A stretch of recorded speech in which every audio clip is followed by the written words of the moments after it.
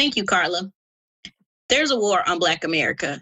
It didn't start with the presidency of Donald Trump. It didn't start with the crisis caused by the government's refusal to plan for the coronavirus pandemic. But the crisis has for sure brought an intensification of that war. We are subjected to police terror on a daily basis.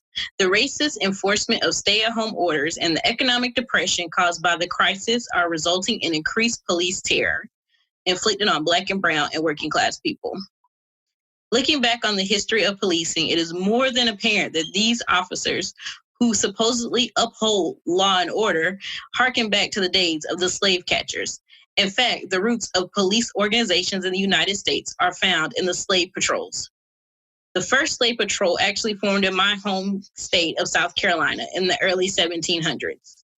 Members of slave patrols could forcefully enter anyone's home based on suspicions that they were harboring someone who had escaped slavery. Slave patrols supposedly formally dissolved after the Civil War. However, Black people were still subjected to racist policing with the enacting of Black codes and other laws that were put in place for the purpose of controlling Black people. Actual police departments began to form in the early 19th century, starting out in Boston and spreading to New York City, Albany, New York, Chicago, Philadelphia, and other places across the country. The police forces were mostly white and male, and the officers were hired to control a dangerous underclass that disproportionately consisted of Black people, immigrants, and poor. Sound familiar? Today, we are witnessing an uptick in police and white supremacist brutality in the Carolinas and elsewhere. On March 13th, police, acting just like their slave patrol predecessors, rushed into Breonna Taylor's home in the middle of the night, startling her and her boyfriend, Kenneth Walker. Walker thought that their home had been broken into, and out of fear and trying to protect his family, opened fire. Instead of police announcing themselves, they opened fire and relentlessly murdered Breonna Taylor. She was only 26 years old at the time of her murder by the racist police force. Breonna Taylor was an EMT, trained to be a nurse working on the front lines of the pandemic. The police were looking for someone who didn't even live in the apartment complex.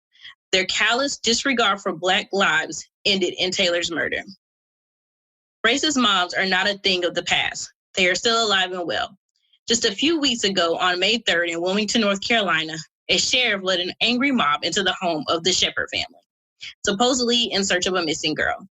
It is only the strength and presence of Damian Shepherd and his mother Monica that repelled the police and led the police-led mob and ensured, with community support, that Deputy Sheriff Keita lost his job in a rare act of accountability for police racism and brutality. Now, during the COVID-19 pandemic, we see even more the lengths that this racist state will go to harass, terrorize Black people.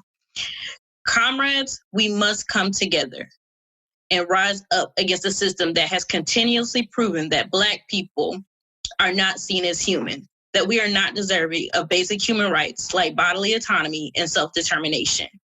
We must create a new society based on overcoming oppression and building equality for all. And that starts with calling out and standing against police terror and racism. That starts with standing firmly against anti-Black police violence by any means necessary. Thank you.